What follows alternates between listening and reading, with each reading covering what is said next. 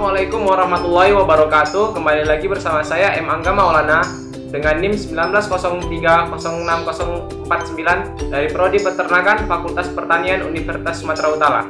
Ya, kali ini kita akan menyambung praktikum produksi ternak unggas yang dimana didoseni oleh Ibu Tati Piadadasari SPT MP, yang mana pada praktikum kali ini kita akan melakukan praktikum mengenai perkembangan embrio pada telur, yang dimana saya akan memberikan beberapa contoh perkembangan embrio pada telur, yaitu mulai dari telur 5 hari, telur 10 hari, dan telur 13 hari. Nah, selanjutnya mari kita saksikan video mengenai perkembangan embrio. Di sini saya akan menjelaskan perkembangan embrio pada telur ayam kampung yang sudah berusia 5 hari. Nah, bisa kita lihat di sini perkembangan embrionya sudah tampak lebih jelas kan? Kuncup-kuncup anggota badannya sudah mulai terbentuk, serta ekor dan kepala embrio sudah berdekatan sehingga tampak seperti huruf C. Nih, jika kita lihat sudah tampak seperti huruf C ekor dan kepalanya.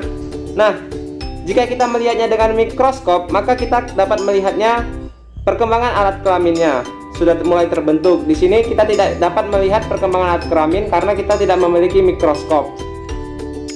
Oke, nah yang kedua kita akan memperlihatkan perkembangan embrio pada usia atau hari yang ke-10. Nah, di sini ada perkembangan embrio yang hari yang ke-10, yang mana embrio sudah lebih tampak jelas. Kepala dan kaki sudah mulai terbentuk, dan dimana paruh di sini sudah nampak lebih keras. Dengan mikroskop kita dapat melihat bulu-bulu halus sudah mulai tumbuh. Inilah perkembangan embrio pada usia ke-10 hari. Nah, yang selanjutnya di sini saya akan menjelaskan mengenai perkembangan embrio pada hari ke-13. Di mana perkembangan embrio pada hari ke-13 ini kita bisa lihat sendiri, embrio sudah mulai tampak lebih jelas. Sisik dan cakar sudah mulai tampak jelas, dan dimana peredaran darah pun sudah mulai terbentuk lebih jelas. Kita bisa melihat bulu-bulu sudah tumbuh secara merata. Ini adalah usia dimana 6 hari menjelang penetasan telur.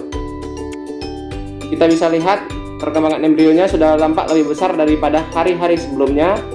Cakarnya sudah mulai tampak jelas, sisiknya pun sudah mulai tampak lebih jelas.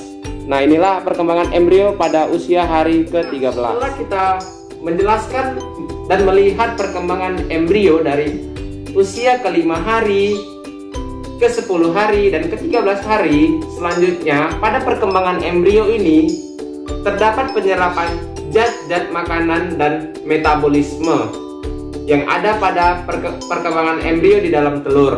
Nah, di dalam perkembangan embrio pada telur ini terdapat penyerapan zat-zat dan metabolisme.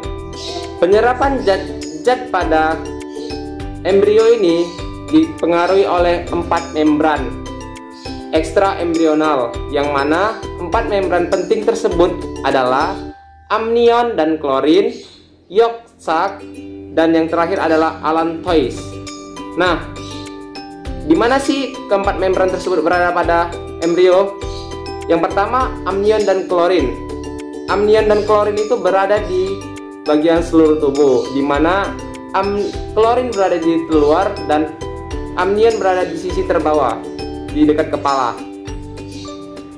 Dan selanjutnya, amnion ini berfungsi sebagai melindungi embrio untuk dapat bergerak bebas dan menghindari dari benturan.